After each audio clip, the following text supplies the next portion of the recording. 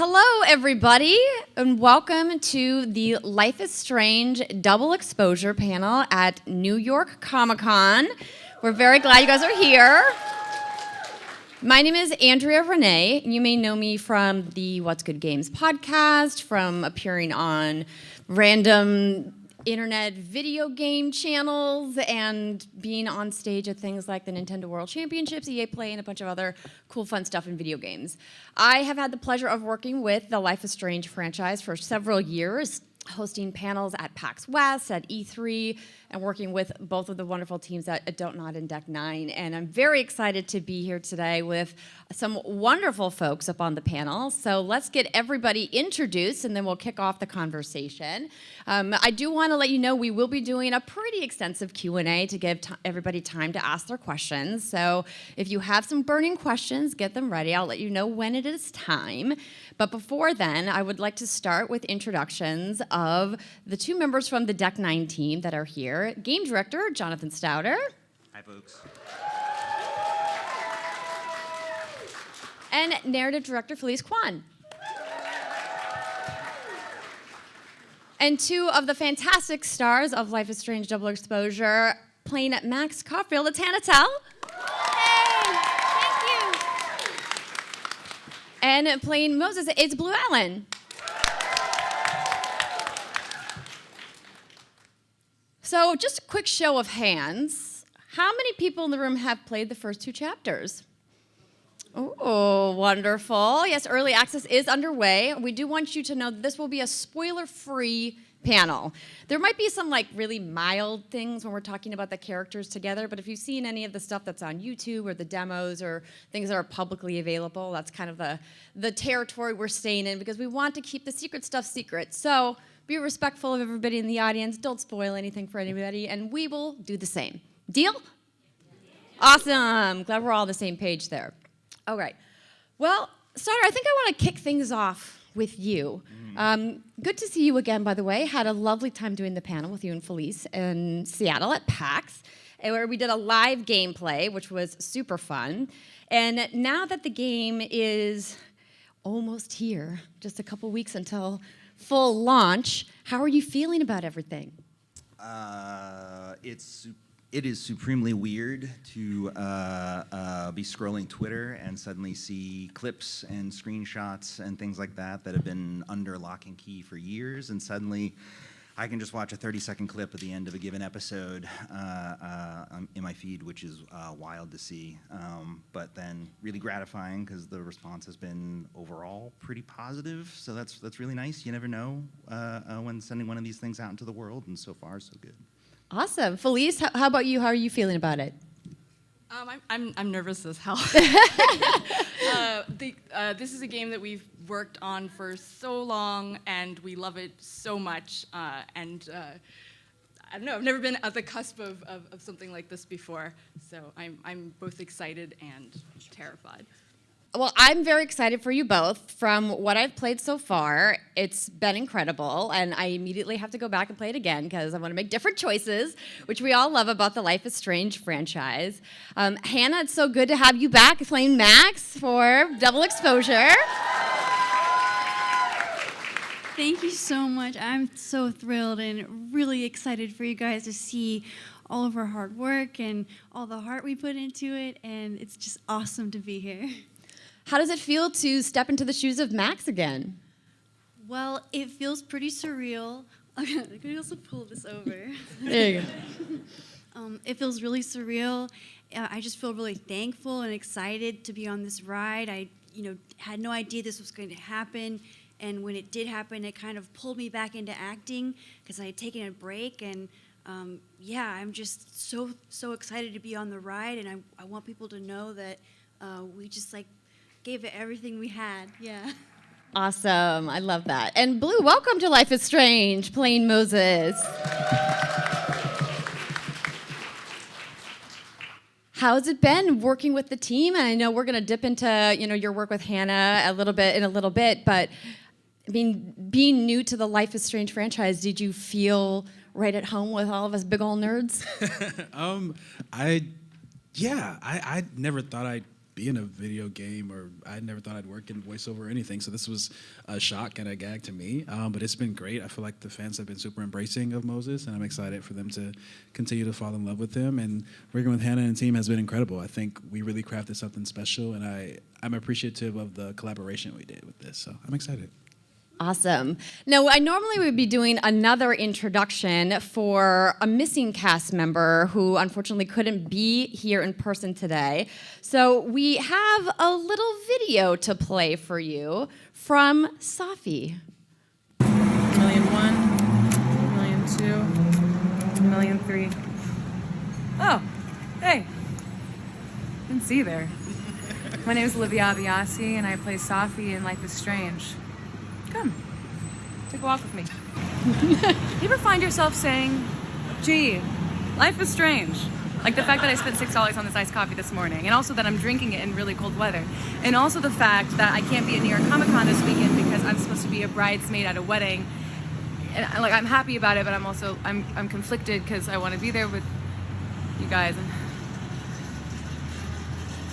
cut the cameras. You know what? I choose to look at the bright side. You know, listen to music, be optimistic, positive for a change. You're gonna play the game, it's gonna be so much fun, and you can connect with me on Instagram too, at Just Love You Doing Things. Shoot me a respectful and fun DM, or not. Either way, play safe.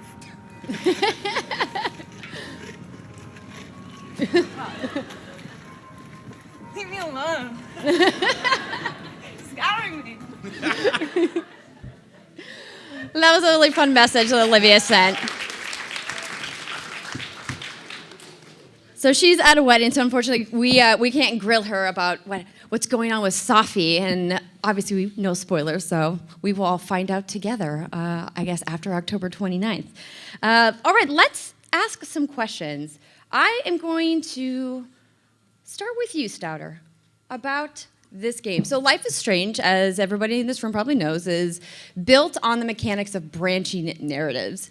But from a game development perspective, that seems like totally easy, right? Like just making a game that has like so many different options and endings and different scenes, right? So easy. No, it's a tremendous pain in the ass. So the truth is that for the most part, like if a story wants to be told linearly, it wants to go in a certain direction, and the trick here with these games and the way we work is that we have to let the player drive and be able to, at certain points, inject what they want, how they want to behave, where they want to go, and then take it off in a different direction. And at the same time, we have budgets, and we work in the real world, and so there are constraints to the amount of things we can make, and how many choices we can present, and how many different directions it can go. And then it's a constant balancing act to make sure that it's always satisfying, and you always feel like you're in control of the story, and at the same time, it doesn't cost $600 million to make. That's a lot of money. Feels like you would need to... It's Baldur's Gate money. Oh, Larian. We do love them.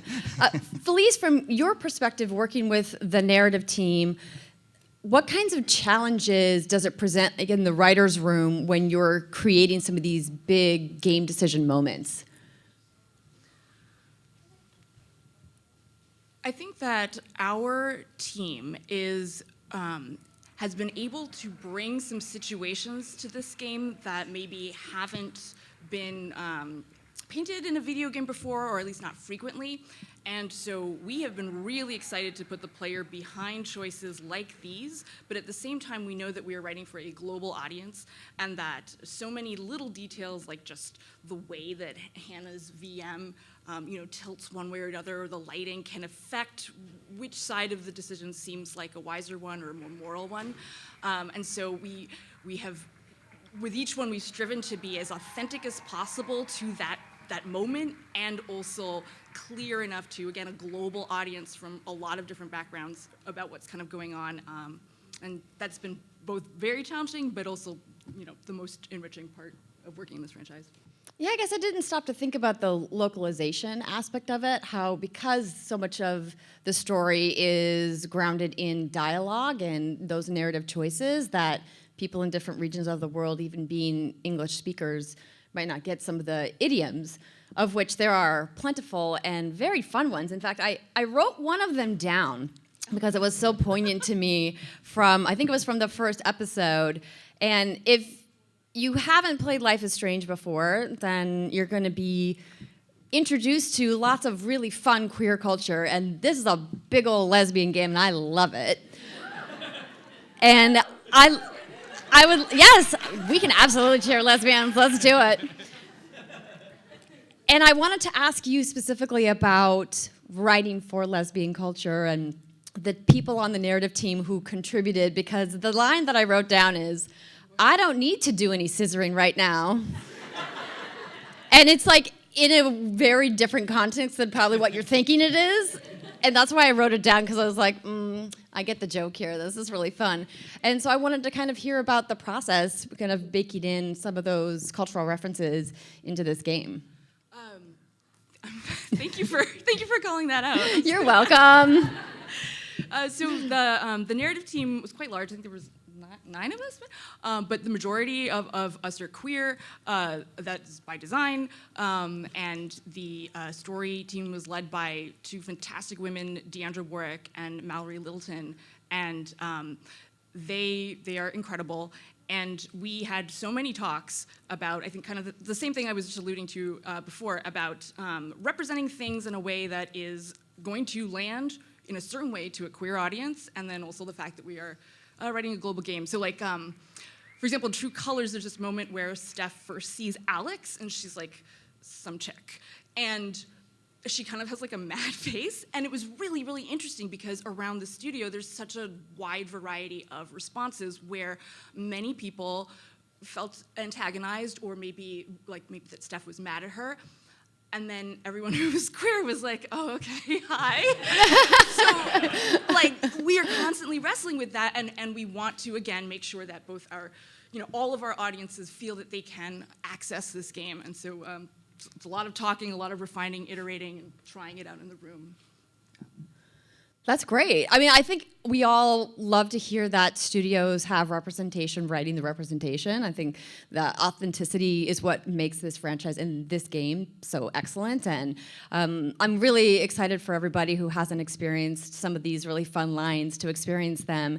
For Blue and Hannah, what was it like for you guys getting your dialogue and kind of reading some of these moments and finding the humor in so much of the dialogue? Yeah, well, I loved that Max's little witty idiosyncrasies were preserved and even heightened in this game in terms of her making, dad jokes and comments about inanimate objects. I feel like it was just always exciting to see what the writers would come up with, and I had so much fun recording the inner voice monologue lines. There was always something new and special that we'd be doing with those, and yeah, it was just a real treat to get to work on this script. Moses as a character takes a lot of turns and does a lot of kind of, I don't want to say like emotional 180s because maybe that's overselling it, but Blue, as an actor, what was your process kind of approaching this idea that you have to play this character multiple different ways depending on what the gamer is going to choose in any specific scene? Honestly, it felt pretty natural. I tried to approach Moses from a very grounded and human place. I tried to connect him as much to myself as possible, and I think that the writers just did so well about setting up the scene, so it wasn't hard for me to be like, oh, okay, in this scene, this is happening, so I would naturally respond this way, or in this scene, this is happening, I'll respond this way. I think I was set up so well. And then also working with Hannah, who's a pro, I learned so much from just watching her navigate the differences, and I think that helped me prepare really well. Also, I do work in theater, and so that my brain is already registered to do these type of things, so.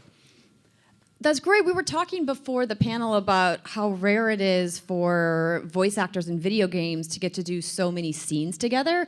And you guys recorded almost everything together, which was awesome. And I believe we have some videos that we could show of that. What was it like for you guys getting to work in the same space together? I think it was really fun. It was super fun. It made every scene more personal. because I was able to connect with a person right in front of me, and we were able to build dialogue and very natural movements. And for me, it was easy. And like I said, Hannah's a pro, and so it was like a masterclass every time we worked together. So That's really sweet. Thank you. I feel like we would just get in the zone and make it work. And a lot of times when you're by yourself doing some of these motion capture scenes, you're just having to do total imagination. There's nothing there that really resembles what you're supposed to be pretending. But when you have somebody else in there with you, it's so much easier, it's so much more fun. So I always loved when we would do performance capture with a bunch of different characters, because it just made it that much more real, and it's so much fun to work with other actors. Did you do this by design, Stauder? Well, it's part of our process, basically, since 99% of the game is full head-to-toe facial performance capture, body capture, and Hannah's the main character. That means that Hannah's doing pretty much every other major character is doing their scene with Hannah, and then occasionally we have these days where Hannah has a really hard day that is just, all right, now go up and open this drawer, and you're sad. And now go up and open this cabinet, also sad. And so Hannah would often have days that it's solo, her having to do things or imagine things in the room. But then all the other actors, they got the benefit of having Hannah there most of the time to act off of. Well, let's take a look, shall we? All right. So this first clip, tiny bit spoilery because it is from an early access scene, but it has also been in some of our press previews and whatnot. But it's a scene between Safi, Moses, and Max, and so you'll see Olivia, Blue, and Hannah acting out in our MoCap volume at Deck 9. Oh, I brought cups. Figured that was better than passing the bottle around. Oh, I brought the cups. So sometimes we just like the physical performance. This we're is the going best you for could that, do? I don't work in this building. And we Don't save the blame me line for from the another astronomy take. department's bad taste. Mine says, I'm the world's horniest grandma. Grab a mug, Max. And so we don't shoot anything because there's just a picture of mugs. You know me. I love my potty humor.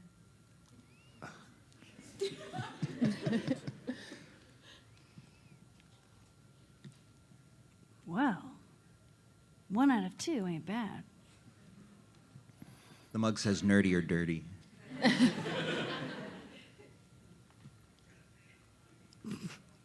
Why not just come out and say it? It says actually vodka. And then for background performance, we'll just capture the other actor in a separate take sometimes.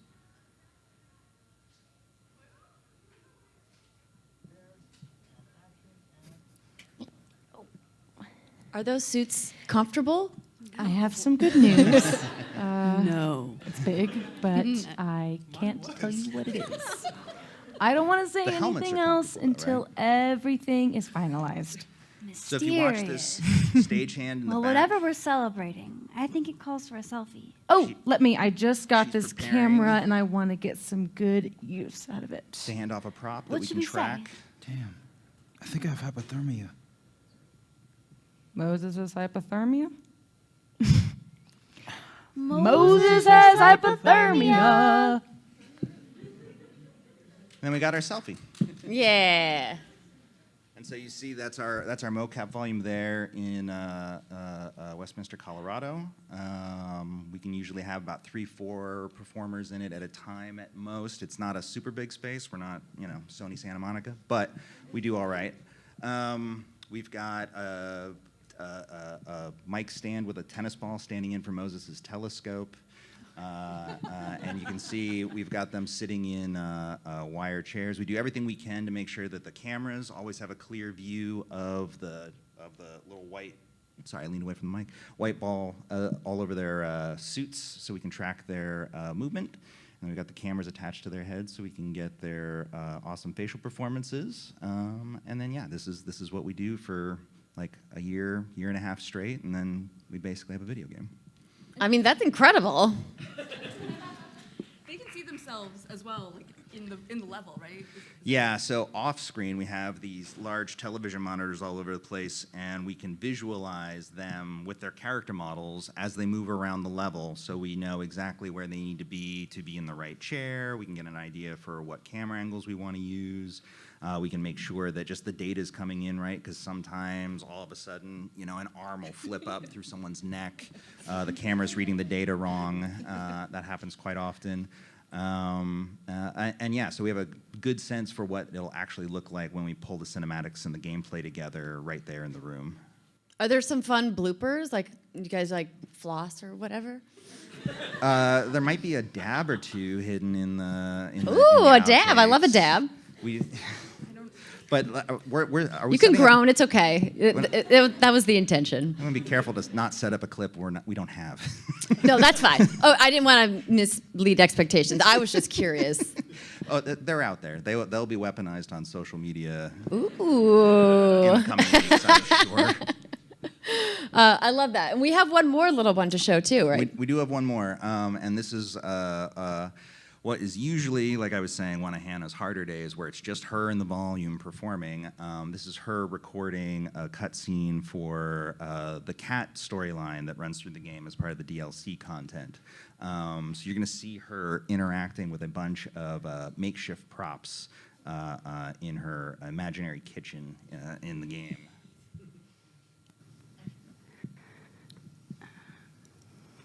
So that's a cabinet door. And a tin of cat food. I'm pretty sure it's just a roll of tape. And then normally we say, Here, Hannah, be kitty, sad. kitty. But she gets to talk to a cat. It was so much fun. Chow time. So we have her pantomime all the moves, and eventually, it's a full-fledged cinematic with cat food VFX and everything. See? We can be friends. But without the smell, it's win-win. Okay. You go ahead and eat whenever you're hungry.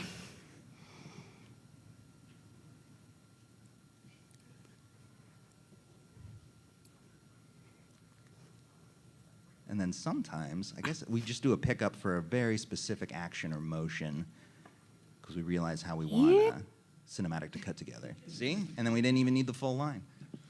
It's great, a little behind the curtain into the game development process. I love it. I think it reminds us that these aren't just things you whip up overnight, that they take years and years of work from many people. I'm pretty sure that first clip was shot almost 3 years ago at this point. So yeah, it takes a while. Felice, do you have any fun memories popping in, looking at these old MoCap sessions? Yeah, a lot of them. A lot of times we will write something and then realize that the actor is doing something with their face that is better than the line, and so we'll just take the line out and let that reaction shot speak for itself. That's really cool to hear. I know that every studio is different in the process with writing dialogue, recording it, and some of them have stricter policies on improvising because of how far along other pieces of the production are. Does it seem like you guys are pretty nimble at being able to make decisions and change? Is that because you guys are, kind of like a tight-knit crew? Yeah, I think because we have the narrative team, and then we have everybody else in the MoCap room is pretty familiar with the story. So if for example, a line is really cumbersome to say, then the actors might be able to do a different version of it, and then the writer on duty or whoever can think, does that break something in the plot in some critical way? And if not, then we can just make that revision right on the spot. It's no big deal at all. That's awesome. Does it mean that you guys have a lot of improv in the final product, or just a few moments of? If it's an Olivia scene, then yes. Well, let's talk about Olivia, but more specifically Safi, and we can kind of pivot away from the MoCap video for a second. One of the things that I found really fun about Safi's character in the opening, scenes of the game is that she is a poet. And I was really curious, Felice, who on the narrative team was kind of driving those poetry choices? So we initially, the writing team did a lot of work thinking about the kind of poetry that Safi writes. So one of the really great things about the Life is Strange franchise is that so many of the characters are artistic, and it's not just cool, it's also saying something about their lives. Alex with her music, Max with her photography. We, with her, similarly talked about the fact that she photographs abandoned spaces and diptychs. It's all very deliberate. So with Safi, similarly, the kind of poetry that she would write, that's the syntax, the subject matter, all of that we discussed in great detail. But then ultimately, it was very important to us to have we have a Palestinian American poet. Her name is Jay Nasser, and she writes all of the in-game poetry. So I think there's 4 or 5 places where you can see drafts or scribbles or full poems of Safi's, and those were, written by Jay. That's really cool. I love that. Like, those little touches, I think, are reasons, one of many, why we are fans of the franchise and fans of these games, and kind of finding those nuggets. So I guess I'm going to have to make sure to seek all of them out. It's really good. Don't miss any.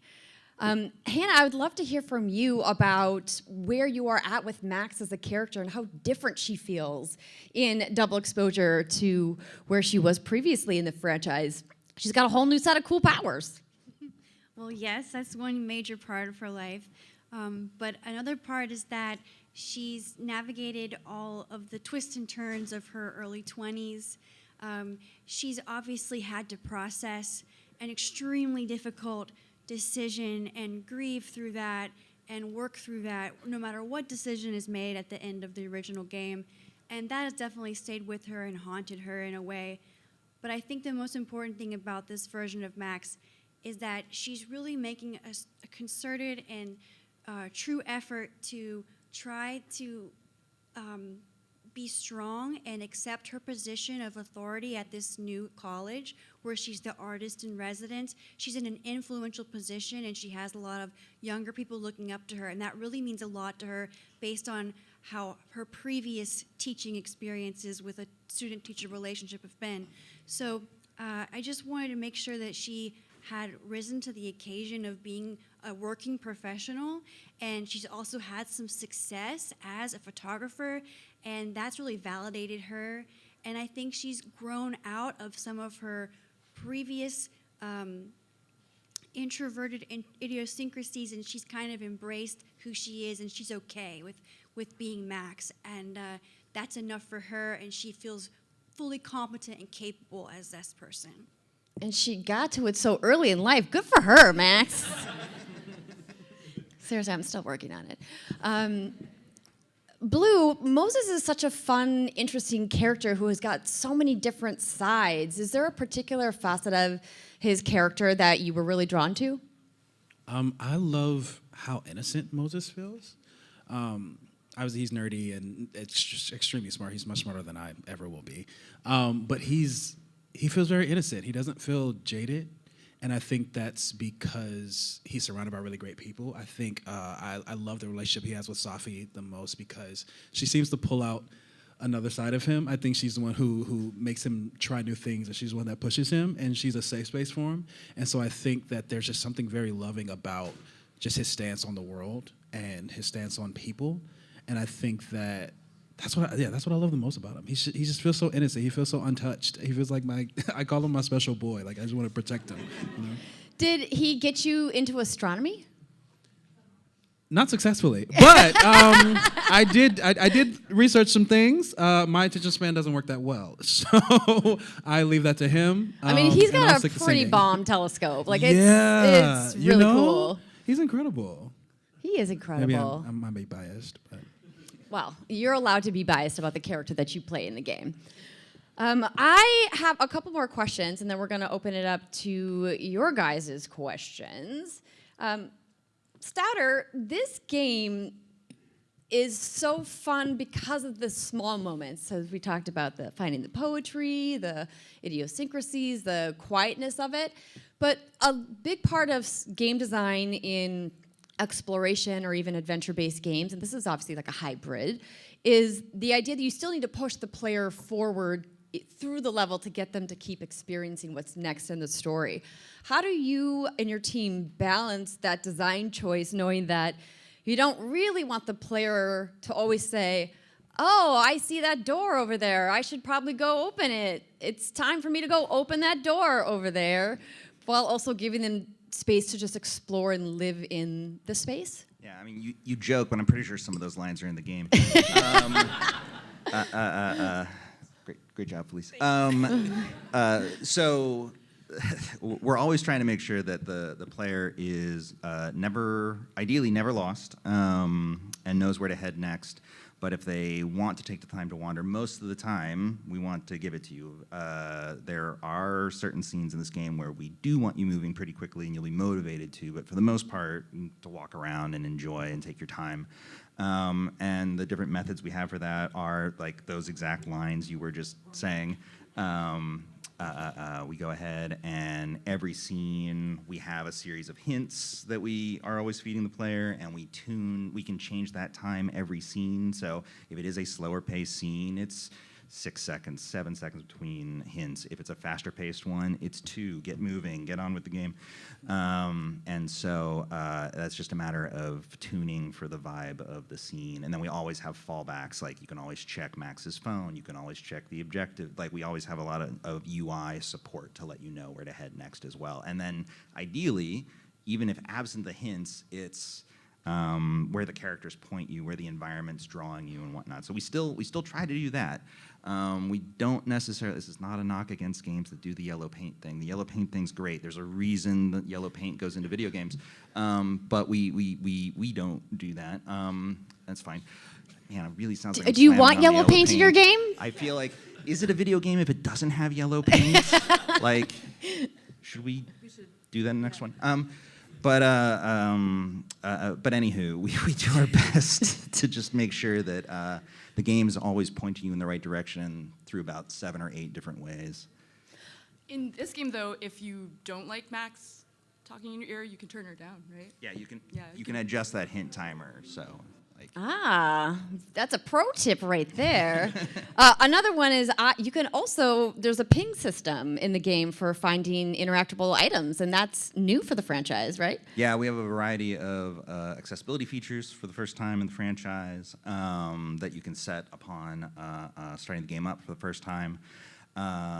So like any UI elements you want on permanently or off or whatnot, those are all things you can tune.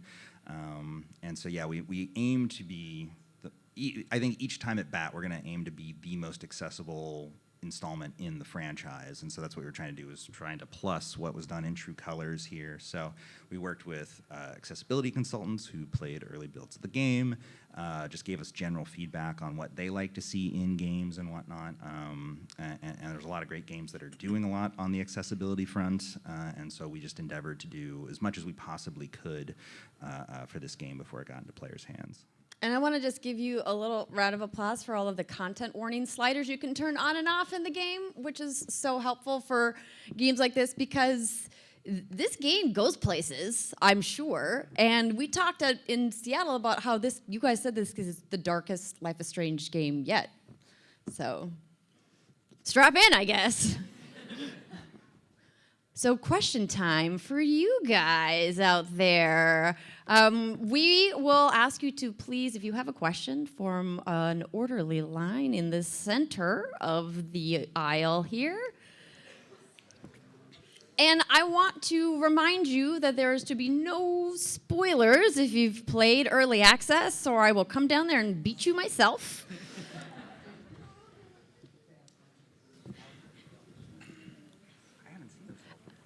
And I will repeat your question for the cameras that are recorded in the back of the room. Whenever you're ready. We've seen hints of this overarching universe for Life is Strange. I don't know, I haven't even played the first two, so I don't know if this game gets into that overarching, or if there's plans for the future for that to be explored. Not just the overarching, but there's all these characters with powers, and what is this overarching thing that's happening? Can you talk about that without spoilers in any way? So the question was, How connected are the individual Life is Strange games and the characters with powers to the overall Life is Strange universe? Right? I mean, it's for whatever spoilers they can't give. Yeah. So let's see. Man, there's probably no non-spoiler answer. It is the same universe. It is entirely the same universe shared across all games for sure, full stop. And then you will see references and connections to past titles throughout Double Exposure. As to in the future, in the future, if there's the overarching whatever it is that connects all of these things, that remains to be seen. Thank you. Hi, how are you doing? Good. So one of my favorite things about Life is Strange, the first thing is the series in general is the music. Yeah. So a lot of the music that Max listens to, right, is like very indie, very sad music. Yeah. I was wondering for the new game, I guess she's like older, like how does that change? Does she have a new taste in music, or she just like sad music all the time, or like how do you go about like choosing which songs to fit the new game to like that she's holding now? Yeah. So the question was, how do you go about choosing the songs and the music in the game for the game? Yeah. Right. So totally fair that Max is a little older and her tastes evolve, and then at the same time, like a lot of us, she's still listening to songs that are remind her of the past and make her nostalgic for days gone by and whatnot. So you'll definitely hear some of that in the game, and if you've played early access, you probably have heard some.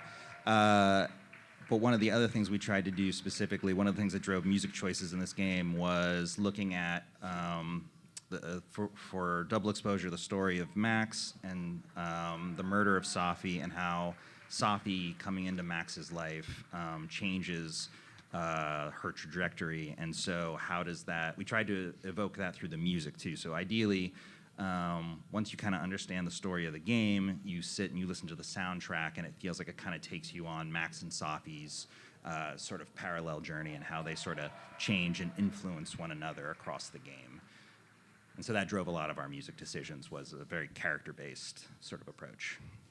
Thanks so much. You're welcome. All right, cool. How's this? My question's oriented toward Hannah, although the devs are free to chime in. You guys mentioned previously how like Life is Strange has like this orientation towards queer culture. I've talked with other friends about like, let's say Fallout New Vegas, it's like a bro game, but like the queer community has like found this love for it. I feel like Life is Strange is this series where it's very oriented towards queer culture, but it's really like broached the mainstream, and the mainstream has like found. I have like gamer guy friends or whatever who just love the franchise. Hannah, what are your thoughts on that? And devs, what are your thoughts on like how you tried to like continue that as a trend in the sequel series? Well, I think that that's crucial. I think that people need to see themselves represented in their media and in their entertainment. I think it really offers a lot of opportunity for them to feel like a sense of relatability, and also to feel like they're being seen, and like that's something that's important enough to be the main character in a video game, and to explore that aspect of her personality is a strong theme in the game, because that's a strong theme in many people's lives. And I think that the fact that we explore those themes and allow Max to go on that journey of self-discovery so fully and so freely, I think that really gives a lot of other people the freedom to feel like their own personal journeys are validated and supported as well. Yeah, and I'll throw in real quick. Kind of building on, Don't Nod's great work in the first game, and establishing, this as a pillar of what the Life is Strange franchise is. Like, people come to Deck 9 to work on Life is Strange titles because they love Life is Strange and they want to pay back what they feel it's given them, in their life. And so, like Felice was mentioning, our narrative team, but also like our entire wider dev team is incredibly diverse because the franchise has just invited a bunch of these people into game dev and carved out a space for them to practice their craft, which we're incredibly thankful for. Thank you, guys. Yeah, thank you. Yeah. Sorry. Hi guys. Just gonna say thank you so much for being part of this game. That means so much to probably everybody here and whatever. But yeah, so for my question, and would be a question for everybody that everybody could answer. Like, what was your favorite part in your personal journey of like working on this game? Like, if you have a favorite. Hi. I think for me, it was just very special to be representing so many different communities. I think being black, being queer, representing those communities, representing black nerds everywhere, I think that was the most special part for me. I think it's very important for that representation to be seen everywhere.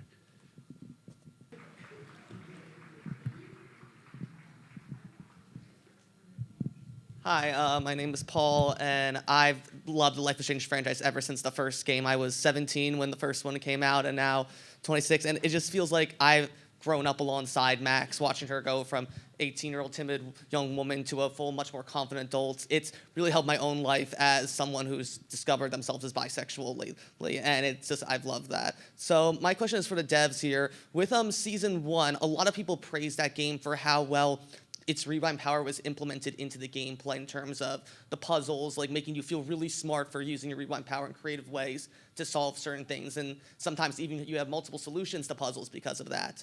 And then with future games in the series, some people criticized in the fact that perhaps the powers didn't really have so much to do with gameplay in that.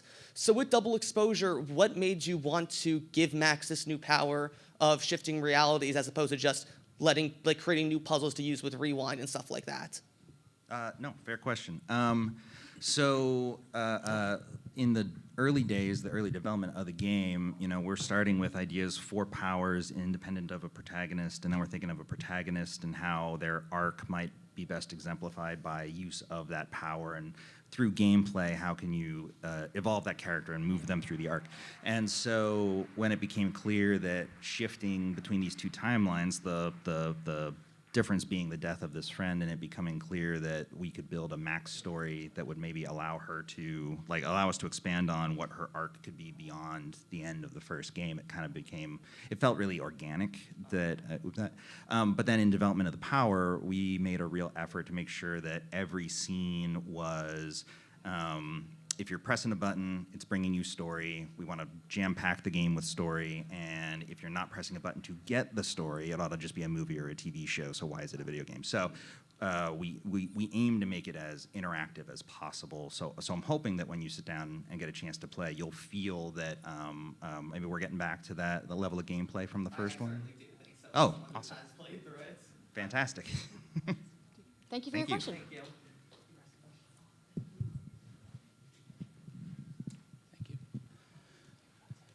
Hi there. First, I just want to say I think Life is Strange touches so many people because it's not afraid to be emotional. So I just want to acknowledge that and say the world needs more of that. So my question's for the actors.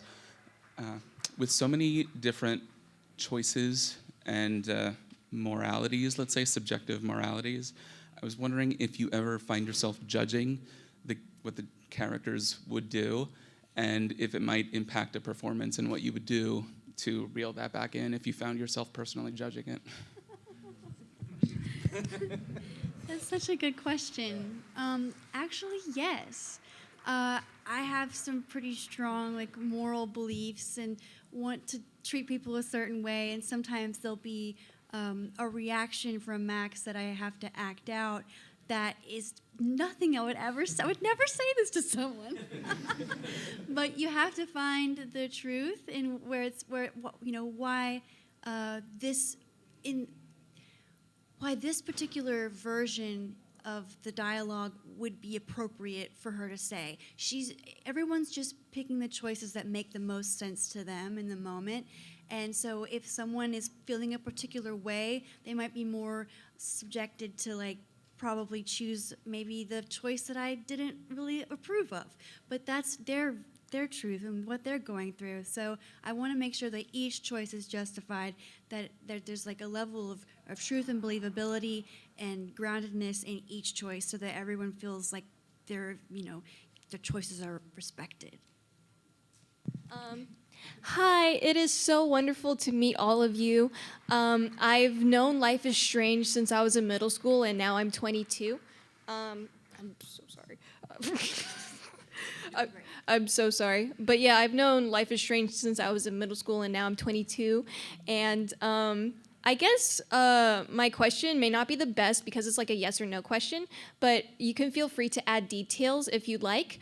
I was wondering if there will be like elements and characters mentioned from the first game, from Life is Strange 1, right? From the first game to this game, and also like if there will be specific choices that players have made, and if they will be mentioned or like saved to branch out into the new game. She's asking about Hot Dog Man. Right. Or Pompidou. So yes, there are, and there will. Or very early on, you do get asked about, that big choice at the end of the first game and a big relationship at the heart of that game. And then based on that, content throughout the rest of Double Exposure will branch and reflect those choices that you made. It's not bringing in a direct save file. We ask you to make that choice again, but it happens organically in the flow of conversation.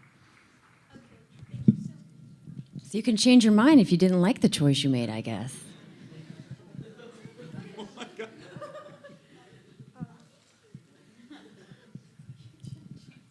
Hello. I just wanted to say thank you for making this game. I watched gameplay of the first game when I was in middle school, but my girlfriend stayed a fan throughout the whole series, so I'm mainly asking this for them. I was just wondering, do you have, be it an episode or like a month or a year, like a favorite point of time so far working on the creative process of the game?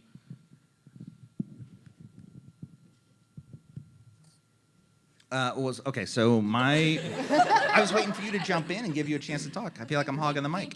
Sure. So there was a really great period of time about a year ago. We spent about a month, maybe month and a half straight, and we just play tested the absolute hell out of the game. It was like the whole studio in a Zoom call. We would line up some dev who hadn't had a chance to play a given episode, and we would run them through. The whole company was invited to watch, give feedback, and whatnot, and we asked them questions, and we got their thoughts, and it was a really fun communal way to bring all of Deck 9 together to go through the game with a fine-tooth comb, and there were a lot of really great improvements that came out of that process. It was really fun to just be spending 5-6 weeks with the whole studio going through the game, so I think that's probably my highlight of the 4 years making this thing. Yeah, it's similar to Stauder. Like each department has their kind of draft version that they can see the beauty in, and then everyone else is like, what is this? So we might say our story in bullet points, and everyone's like, okay, and we can see the beauty. And similarly, if the gameplay is just in T-posing figures moving around, it's hard to really see the beauty and the fun there. If you're not from that department. And then there's a moment when everything sort of reaches a certain level of polish that every department can understand, and it suddenly hits, and you suddenly see, oh my God, this is what we made together, and that is always an amazing feeling. Thank you. Thank you. Come on. Hi, my name is Austin. I played the games back in 2015 when it was right out of fresh out of college, so thank you guys. This is a question more for Hannah than anyone else, but how much of an input did you have with the writing team on Max's development and personality? Well, Felice, you could probably answer this question better than me, but I think that there was some adjustments that had to be made based on the quality of the tone of my voice. So they would write certain things Isn't that right? Let me let her answer this question. So basically, if Hannah says like, F you, it sounds like she's just loves you because she's such a darling. So we tried a few things, and yeah. Yeah, no, we basically had to write Max as a much bigger asshole, knowing that Hannah would tone it down and it would become Max in the telling, in the acting. But that's the extent. Like nothing else about me was. Well, actually, that's not true. The cat names and the DLC cat content are my actual cat names. So you can choose between one of the 4 names of my actual 4 cats. Nice. Love that. Thank you. Thank you.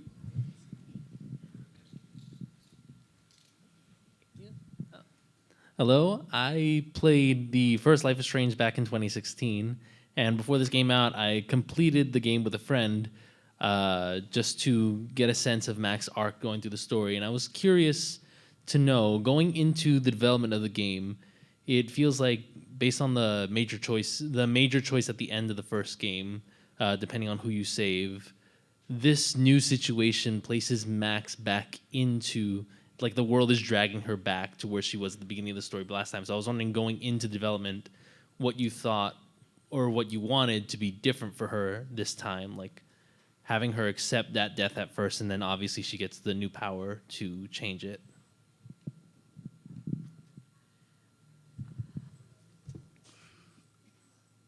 I guess I don't want to say too much other than I appreciate this question. We have thought a lot about everything that Max is carrying, and the fact that she is dragged back into this in the first time that she has, as Hannah said, trying to do something new and commit to a place and stop running is quite significant. And so I guess maybe I'll answer your question in a month. Yeah.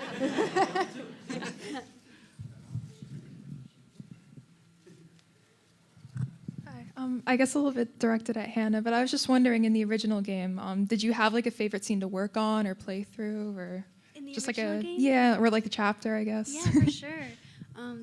My favorite part of the original game was recording the part where she's screaming at the storm. It's talking about how everything is her fault, all this death and destruction, and she's like experiencing this keen sense of self-hatred. And I just really loved getting to play that part, and it was a very rich fodder for an acting scene. So I really liked that one.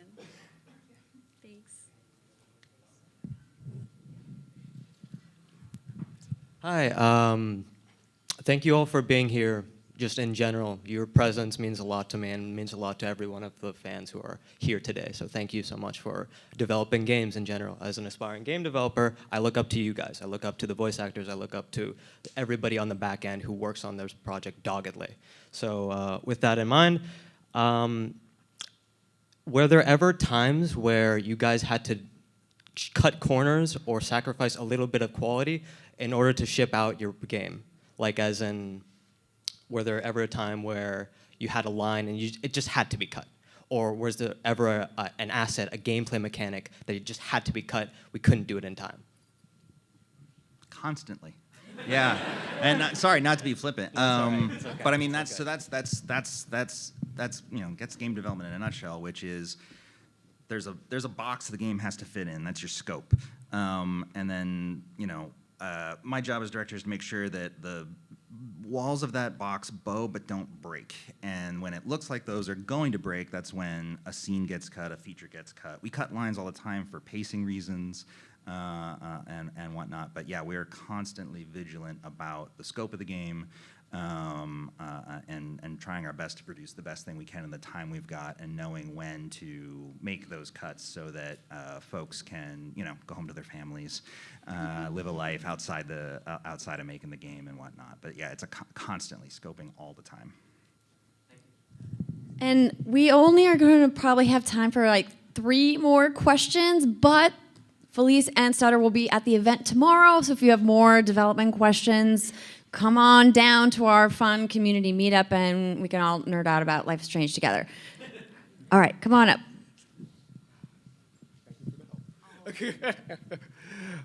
First of all, for all of you newcomers into the franchise, welcome you so much to this. And Hannah, love you so much. He's holding all the character plushies. Yes, I have a question. Yeah. I just Yeah. This is mostly for you, Jonathan. Sure. And so how much pressure was it to take on characters that you guys did not create or originally write for, and take that baton and try to make something as worthy as of the expectations being so high from the original? Yeah, no, immensely nerve-wracking.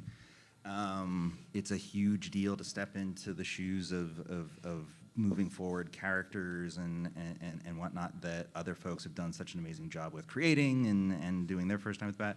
I'm fortunate to have worked on other things like Batman and Borderlands and things like that. So my whole career is littered with having to step in, steep myself in someone else's world and characters and whatnot, and then do my best to make sure that I don't leave it worse than when I found it. And so, I mean, this is a unique situation because we're literally the second team to tackle Max in a video game, so that was an added level of pressure. Yeah, I mean, it was pressure and an honor, and dear God, I hope people think we did an okay job. Yeah, sure. I can echo what Stauder said, but I was a staff writer on Before the Storm, and then True Colors with the DLC Wavelengths. So this is a pressure that I'm accustomed to in working in this franchise, and I think that the pressure is twofold. One is to honor the original and make something worthy of it. The other is to make sure that we're creating something of our own that complements it really well and develops the franchise. So it's everything Stauder said. It's a lot of pressure, and it is also really fulfilling. Thank you. Okay, we can have 2 more quick questions if they're quick. Come on up. Hello. Sorry. I started playing Life is Strange when I was a 17-year-old young lesbian, and now I am a 28-year-old man. So some changes have happened.